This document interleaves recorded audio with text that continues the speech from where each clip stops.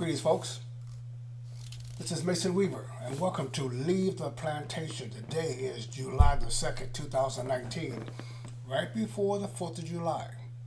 And have you noticed the stories now about the attack on patriotism, the attack on America?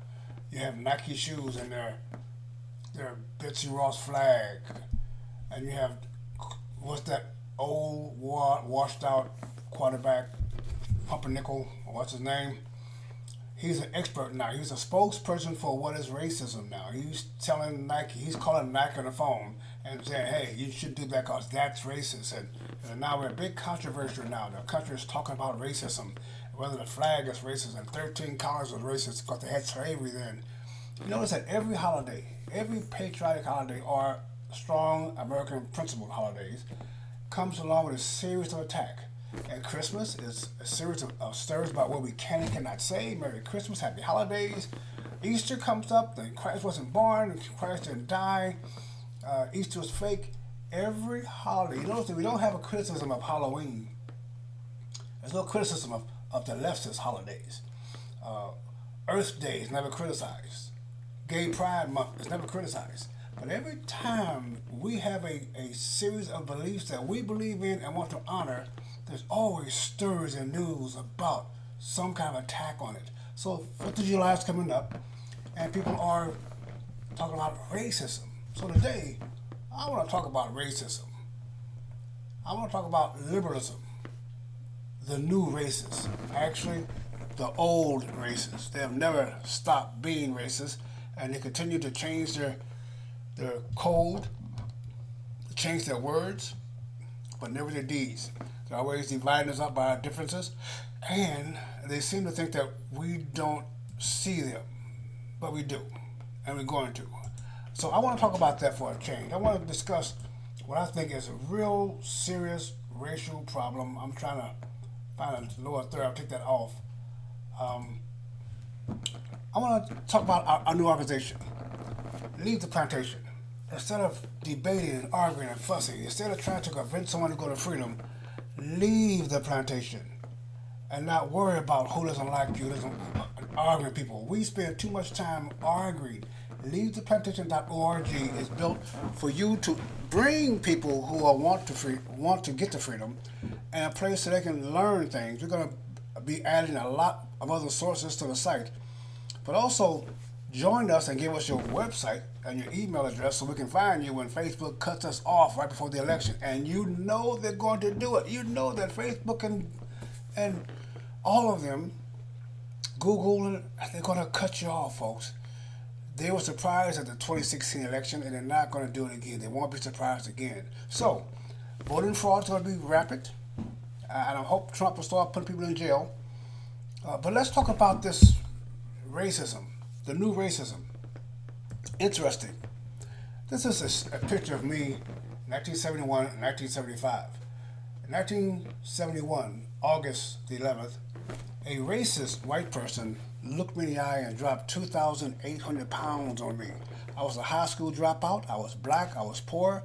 I had some skills as welding and ship fitting, but now with a broken body, I could not do that skill any longer. So I was basically unskilled, black, high school dropout, poor, and very, very angry and frustrated. In 1975, the picture on the right, I'm graduated from Berkeley with a political science degree, addressing the political science class at Berkeley. And from 1971 to 1975, I took control of my life. And I'm living in an era of racism. I believe that America hates me. I believe that there is no hope for me, that everything had me down. But I still took my butt to school in pain, without affirmative action. Before all the little gimmies came up, I competed. And so I think I have some resources. I think I have some experience with racism. I've experienced racism in my life. But that's not the real problem in America. Folks, racism isn't the problem. Civil rights is the problem. Racism is individuals liking you or not, or treating you differently because of your race. That's individual. That's a private store owner, hotel guy. I have no problem with him having a white-only sign up in his restaurant. Now that I can own my own restaurant. See the difference? If you white folks go to a dinner with me and there is a sign on the restaurant door saying white people only, would you go in? No. That person will go out of business. We have self-regulated those things now. So therefore, let's not worry about whether the guys are racist or not. Because every time someone does something that you don't like, doesn't mean that you are a racist or he's a racist. So let's look at racism. When I had a radio program in San Diego, I invited the best known white racist to join me on the radio. And his name is Tom Metzger. And I brought him into the studio. Tom Metzger had been sued by a black woman over the death of her son. She won the lawsuit and broke him financially. Tom Metzger was the founder of the White Aryan Resistance, the skinheads. Tom Metzger was the grand poobah of the KKK, the Klan. He was an avowed racist, hated black people, hated Jews. So I brought him in my radio studio. That's me in a yellow shirt. That's him right there. That's his bodyguard sitting next to him. And over here you can see is my bodyguard sitting basically with the picture stick. He probably wanted to take the picture. He's sitting next to his bodyguard. My bodyguard was a 6'4", 230-pound off-duty county sheriff. I don't know who this clown was, but it didn't matter. My bodyguard was armed. His was not, because his was searched when he got to the place. But anyway, I'm talking to Tom Metzger, and I'm asking him a question. I'm asking this white racist a question. I said, Tom, have you ever given money to the Nation of Islam? And he looked at me.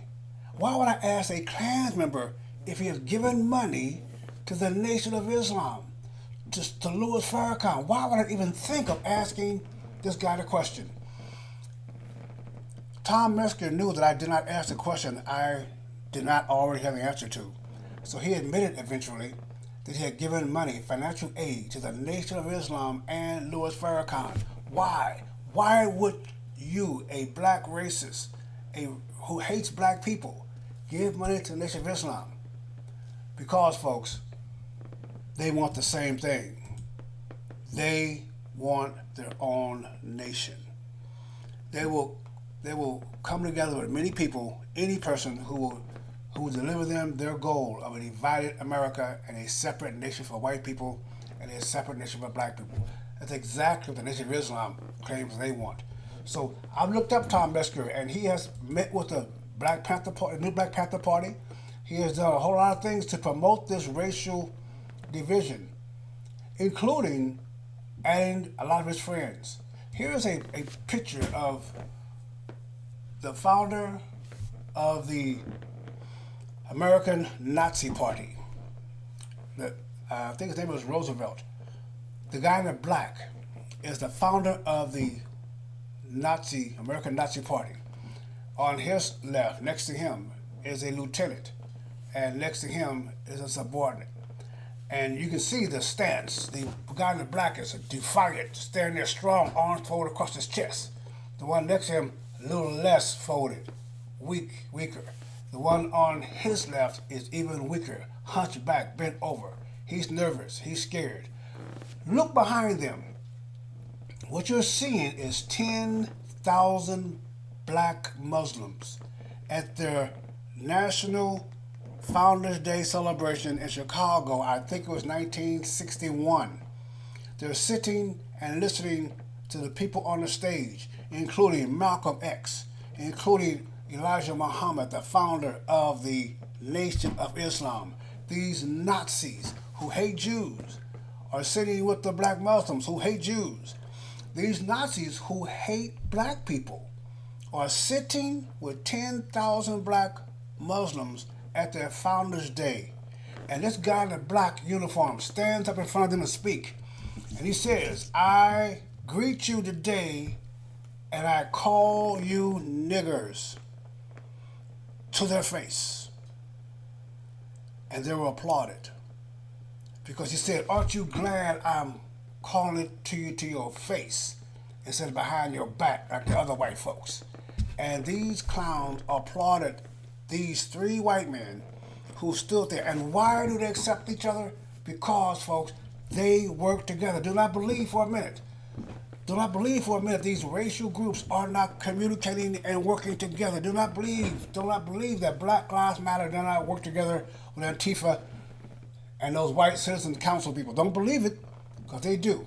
So I want to tell you, as we approach this problem, as we look at ourselves and think of what we're going to do with this racial problem, the racial problem doesn't exist. It is an imaginary force to get you to fight some ghost. The real problem, folks, is liberals. The real problems are liberals. And that's why I wrote the book. And I want you to buy it. The Democrat Party hates America. They hate everything about America. The book is available on our site, leavetheplantation.org. It is important that you get the book and educate yourself on the real tricks and the real sly motions of the Democrat Party, which has always been the party of slavery, the party of the Klan, the party of segregation, the party of the black codes, the party that went to war to keep their slaves. They've always been that hate group. The biggest hate group in America is the Democrat Party. So I'm asking you folks, join us. Leavetheplantation.org for free thinkers and free people. Join us, let's fight back against this onslaught on our freedom. This is 4th of July. If you love your country, act like it. This is Mason Weaver. Stay right or be left.